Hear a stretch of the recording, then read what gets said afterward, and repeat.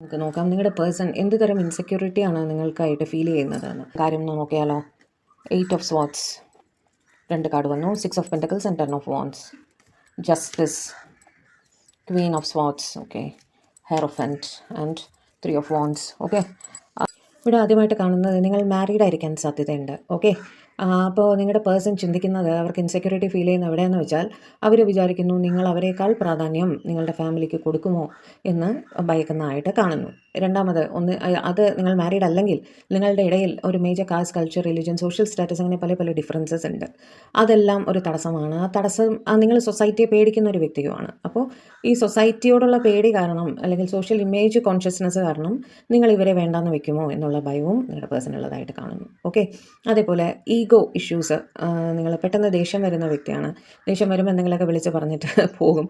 അപ്പോൾ ഈ ഒരു ഈഗോ എന്തെങ്കിലും ചെറിയ ക്ലാഷ് നിങ്ങളുടെ ഇടയിൽ ഉണ്ടായി കാണും, ഒരു വഴക്കുണ്ടായി കാണും. തൽക്കാലം നിങ്ങൾ അവരെ ഒരു നോ കോൺടാക്റ്റിലേക്ക് ഇട്ടിരിക്കാം.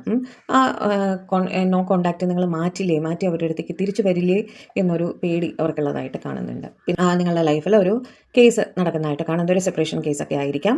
അല്ലെങ്കിൽ സെപ്പറേഷൻ കേസിന് പോകുന്നതിനെ പറ്റി നിങ്ങൾ ചിന്തിക്കുന്നുണ്ടാവും, പക്ഷേ തീരുമാനം എടുത്തിട്ടില്ല. അപ്പോൾ ഇവർ ചിന്തിക്കേണ്ടതിന് ലാസ്റ്റ് മിനിറ്റിൽ നിങ്ങൾ അതിൽ നിന്നും ബാക്കൗട്ട് ആവുമോ, നിങ്ങൾ നിങ്ങളുടെ സ്പൗസിൻ്റെ ഒപ്പം തന്നെ മുന്നോട്ട് പോകാൻ തീരുമാനിക്കുമോ എന്നൊരു ഭയം നിങ്ങളുടെ പേഴ്സൺ ഉള്ളതായിട്ട് കാണുന്നു കേട്ടോ. അതേപോലെ ഫൈനാൻഷ്യലി നിങ്ങൾ കുറച്ച് ജഗിൾ ചെയ്യുന്നതായിട്ട് നിങ്ങൾ നിങ്ങളുടെ പേഴ്സൻ്റെ അടുത്ത് പറഞ്ഞു കാണണം. കേസ് ബൈ കേസ് എടുത്തോളുക കേട്ടോ.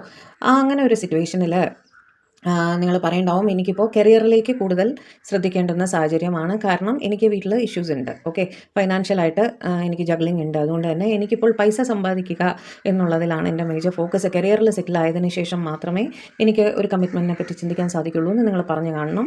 അത് അവർക്ക് ഇൻസെക്യൂരിറ്റി ഉണ്ടാക്കുന്നു. ഇത് എത്ര കാലം എടുക്കും എന്നറിയില്ല. കരിയറൊക്കെ സെറ്റായി വരാനും ഈ പറഞ്ഞ പോലെ ഫൈനാൻഷ്യൽ ഇഷ്യൂസൊക്കെ തീരാനും എത്ര കാലം വെയിറ്റ് ചെയ്യണം എന്നറിയാൻ വയ്യാത്തൊരു സ്ഥിതി. അതുമാത്രമല്ല, നിങ്ങൾ ഒരു പക്ഷേ ജോലി സംബന്ധമായിട്ടൊക്കെ ലോങ് ഡിസ്റ്റൻസിലേക്ക് പോയിരിക്കാൻ സാധ്യതയുണ്ട്.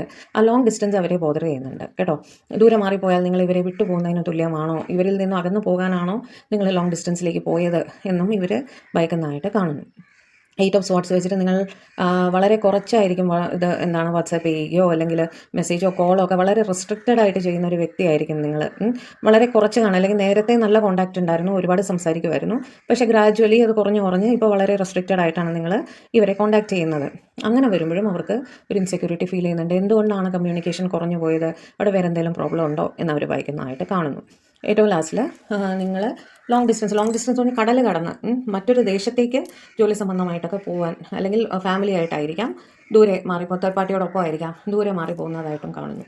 അങ്ങനെ വരുമ്പോഴും അവർ ഇൻസെക്യൂറായിട്ട് ഫീൽ ചെയ്യുന്നുണ്ട്. നിങ്ങൾ പോയാൽ തിരിച്ച് വരില്ലേ, ഇവരെ മറന്നു പോകുമോ എന്നൊരു ഇൻസെക്യൂരിറ്റി ഇവർ ഫീൽ ചെയ്യുന്നുണ്ട്.